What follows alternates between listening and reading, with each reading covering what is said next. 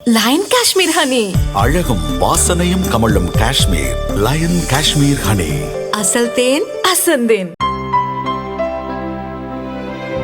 இனிமே கண்ணை மூடிட்டு கடலை எண்ணெய் வாங்கலாம். ஏன்னா மந்த்ரா கடலை எண்ணெய் இதயத்தின் தயாரிப்பு. வறுக்க பொரிக்க ஏன் எல்லா சமையலுக்கும் மந்த்ரா தான். மந்த்ரா கடலை எண்ணெய், அபார ருசி, ஆரோக்கியமான உடல் நலம்.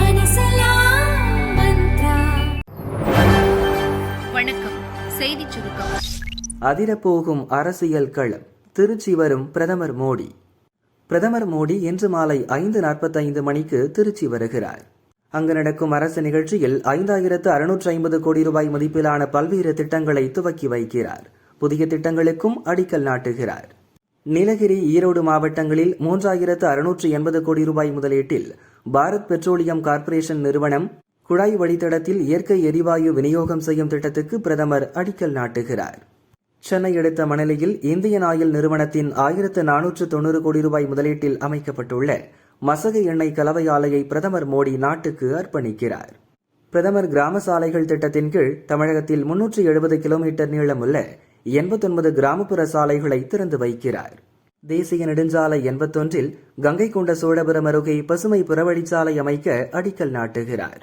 2 அம்ரித் பாரத் விரைவு ரயில்கள், 2 விரைவு ரயில்கள் மற்றும் ஒரு பயணியர் ரயில் சேவையையும் மோடி கொடியசைத்து துவக்கி வைக்கிறார்.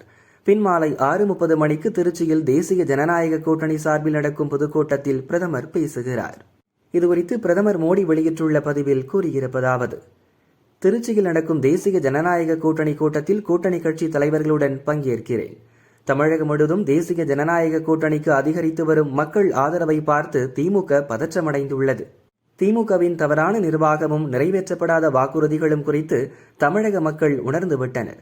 அதனால்தான் நம்பிக்கையும் முன்னேற்றமும் உடைய தேசிய ஜனநாயக கூட்டணி திட்டங்களுடன் மக்கள் அதிகமாக இணைந்து வருகின்றனர் என்று அவர் கூறியுள்ளார். 10ஆம் வகுப்பு பொதுத் தேர்வு இன்று துவங்குகிறது. தமிழக பள்ளிக்கல்வி பாடத்திட்டத்தில் 10ஆம் வகுப்பு மற்றும் +2 பொதுத் தேர்வு நடத்தப்படுகிறது. +2 பொதுத் தேர்வு இந்த மாதம் 2ஆம் தேதி துவங்கி நடந்து வருகிறது. 10ஆம் வகுப்பு பொதுத் தேர்வு இன்று துவங்குகிறது. முதல் நாளில் தமிழ் உட்பட மொழி பாடங்களுக்கான தேர்வுகள் நடக்க உள்ளன. மாநிலம் முழுவதும் அமைக்கப்பட்டுள்ள 4219 மையங்களில் 9,09,002 பேர் தேர்வு எழுத உள்ளனர்.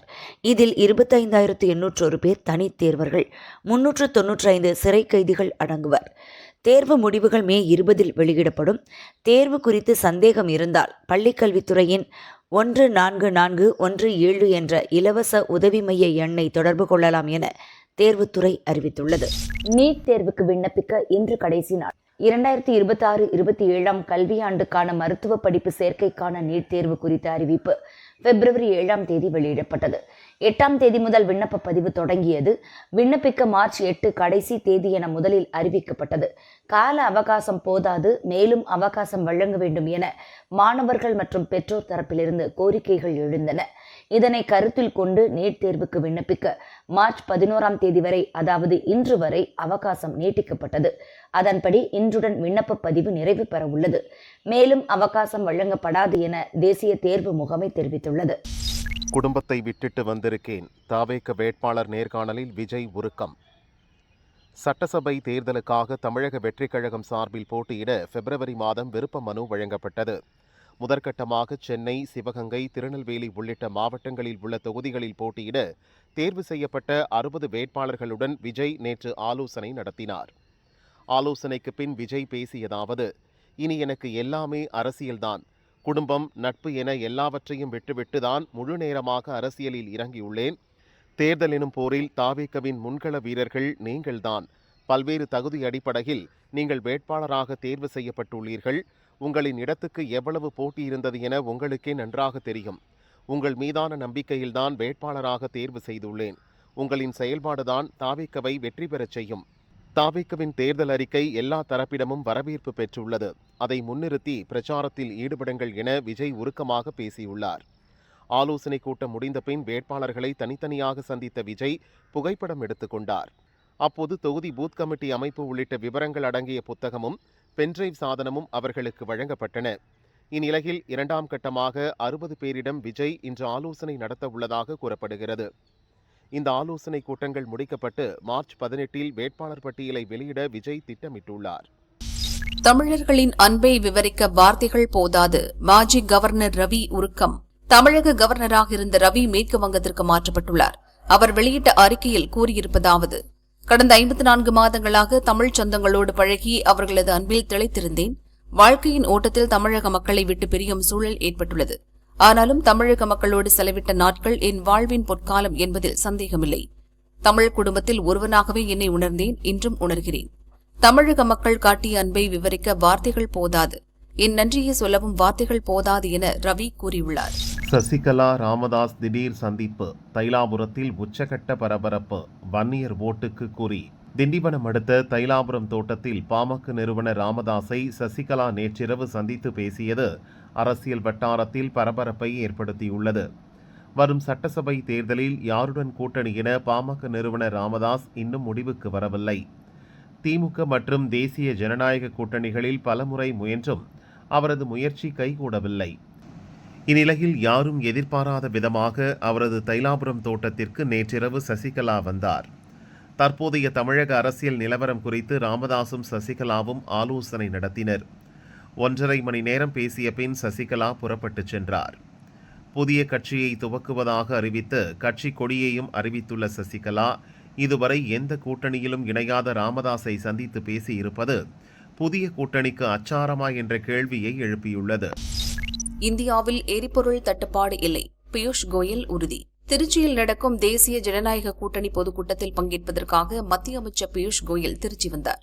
விமான நிலையத்தில் அவரை மத்திய அமைச்சர் முருகன், பாரதிய ஜனதா மாநில தலைவர் நைனா நாகேந்திரன், அதிமுக முன்னாள் அமைச்சர்கள் வேலுமணி, விஜயபாஸ்கர், காமராஜ், வெல்லமண்டி நடராஜன் உள்ளிட்டோர் வரவேற்றனர். இதையடுத்து பேசிய பியூஷ் கோயல், இந்தியாவில் எரிபொருள் தட்டுப்பாடு குறித்து அந்தந்த துறையினர் அவ்வப்போது விளக்கமளிப்பார்கள். நிலைமையை அரசு உன்னிப்பாக கவனித்து வருகிறது என்றார். Well, there is absolutely no shortage of fuel. More details are being worked out. There is a serious war going on. I think everybody knows about it. The people are seeing it on television. You are showing it relentlessly. And in this situation of war, there will be concerns which will be appraised, which will be made known to everybody from time to time by the relevant department. பெண்கள் அக்கவுண்டில் தலா ரூபாய் 9,000 credit. Bharatiya Janata கொடுத்த surprise. வடகிழக்கு மாநிலமான அசாமில் முதல்வர் ஹிமந்த பிஸ்வா சர்மா தலைமையில் பாரதிய ஜனதா ஆட்சி நடக்கிறது. இங்கு ஒர்னோடோய் என்ற வறுமை ஒழிப்பு திட்டம் 2020 முதல் செயல்படுத்தப்படுகிறது. இதன் மூலம் குடும்பத்தில் ஒரு தகுதியான பெண்ணுக்கு மாதந்தோறும் தலா 1,250 ரூபாயை அரசு வழங்குகிறது. ஜனவரி முதல் 4 மாதத்திற்கு மொத்தம் 5,000. அசாம் புத்தாண்டான போகா பிகுவை கொண்டாடும் வகையில் தலா 4,000 என மொத்தம் 9,000 வழங்கப்படும் என முதல்வர் சர்மா தெரிவித்திருந்தார். அதன்படி ஒருநோட்டை திட்டத்தின் கீழ் 40 லட்சம் பெண்களுக்கு தலா 9,000 ரூபாயை வங்கிக் கணக்கில் நேற்று அம்மாநில அரசு செலுத்தி அசத்தியுள்ளது.